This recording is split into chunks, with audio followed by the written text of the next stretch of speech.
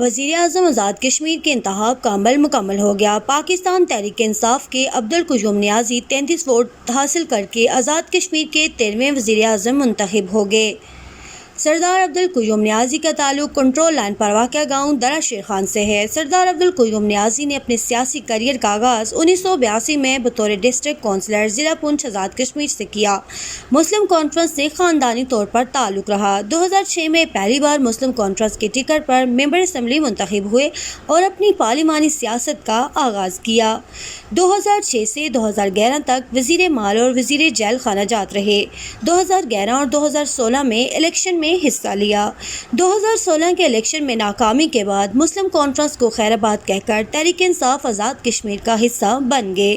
سردار عبدالقیوم نیازی کا تعلق مغل قبیلے سے ہے۔ LOC سے ملحقہ علاقے میں رہائش پذیر ہونے کی وجہ سے کئی بار بھارتی گولہ باری سے بال بچے۔ سردار عبدالقیوم نیازی نے 2016 کے الیکشن میں 20,000 کے قریب ووٹ لیے۔ 2021 کے الیکشن میں سردار عبدالقیوم نیازی نے 24,500 سے زائد ووٹ لے کر تمام برادریوں کا بھرپور اعتماد حاصل کر لیا۔ سردار عبدالقیوم نیازی کے بڑے بھائی سردار غلام مصطفیٰ 2 بار آزاد کشمیر اسمبلی کے ممبر اور وزیر رہ چکے ہیں۔ 25 جولائی کے الیکشن میں تحریک انصاف کی فتح کے بعد نئے وزیر اعظم کی دوڑ میں بیرسٹر سلطان محمود چودھری، سردار تنویر الیاس اور خواجہ فاروق کے نام بہت زیادہ گردش کر رہے تھے۔ بعد میں اظہر صادق کا نام بھی سامنے آیا، لیکن عبدالقیوم نیازی کے بارے میں بہت کم لوگوں نے بات کی۔ تاہم وزیر اعظم پاکستان نے تحریک انصاف کی طرف سے سردار عبدالقیوم نیازی کو نامزد کیا۔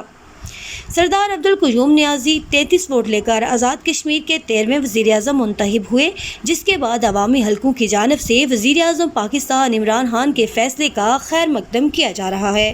Faiza Gilani, country news, Muzaffarabad, Azad Kashmir.